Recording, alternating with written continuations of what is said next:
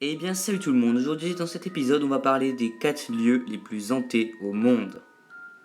Alors on commence cet épisode avec la forêt de Eizugu. Alors en fait c'est simplement une forêt de bambou qui est vraiment très dense. Donc comme vous pouvez le voir à l'écran il y a vraiment pas mal de bambou et c'est vraiment facile de se perdre dedans.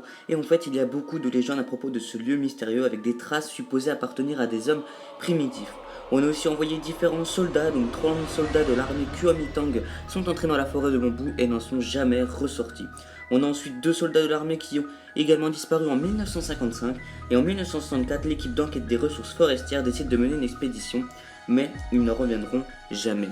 Alors en effet différents mystères tournent autour de cette forêt, comme des lieux hantés et plein de personnes qui auraient disparu. On pense donc que différents fantômes peuvent hanter cette forêt et vraiment ça fait vraiment flipper quand on voit même les images, c'est vraiment un truc de malade et il y a même des squelettes qui ont été retrouvés à l'intérieur, des squelettes humains, donc ça fait plutôt flipper.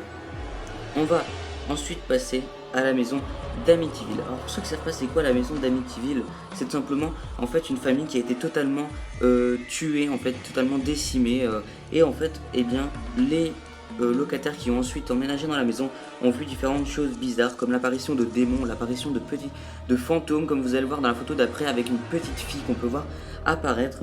Et donc en fait c'est tout simplement les gens ont été terrorisés, ont été même parfois possédés et la maison a même été bénite par un prêtre, mais malheureusement ça n'a absolument rien fait.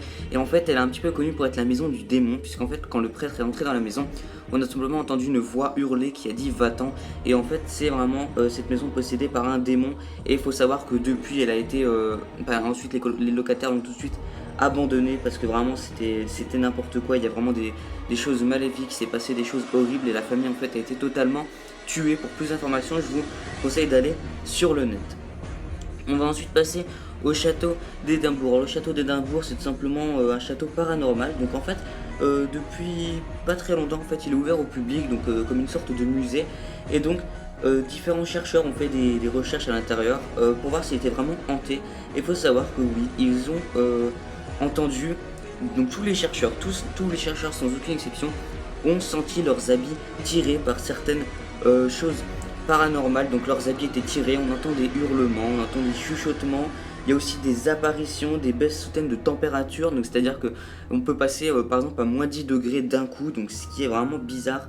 En plus de ça, oui voilà, quelque chose, des sentiments que quelque chose tire vos vêtements. Il faut voir qu'à l'intérieur c'est très médiéval, c'est vraiment un château de base et donc il y a eu vraiment beaucoup de guerres, beaucoup de choses à l'intérieur et c'est vrai que c'est possible qu'il y ait certaines choses surprenantes à l'intérieur de ce château et c'est tout à fait plausible. On va ensuite passer au sanatorium de Waverly Hills, pardon. Donc ça en tout cas c'est très très connu. Et en fait eh bien à l'intérieur c'est pareil, on a toujours des apparitions de vieilles femmes qui apparaissent. On a aussi des anciens patients sur les toits de l'hôpital. Certains ont entendu des comptines. On a aussi le 4e étage qui est considéré comme le plus effrayant et le plus actif de l'hôpital. Donc des ombres, des apparitions, des corridors, des portes claquées. Des voix ont été entendues dans le tunnel de la mort, c'est le tunnel où on emmenait les morts. Parce qu'il faut savoir qu'en fait c'est un hôpital où on soignait les gens qui étaient atteints de la tuberculose. Et il y a eu quand même 63 000 morts et le pire c'est qu'en fait on s'occupait pas très bien d'eux. Et tous ceux qui mouraient on les emmenait dans le couloir de la mort où ensuite on les laissait pourrir en gros. Et c'est vrai qu'il y a beaucoup d'apparitions, beaucoup de fantômes, beaucoup de voix, de cris ont été entendus. Et j'ai même quelques photos voilà, à vous montrer comme vous pouvez le voir à l'écran. Et donc c'est vrai que depuis, eh bien, il y a pas mal de choses paranormales. C'est d'ailleurs le lieu le plus paranormal au monde.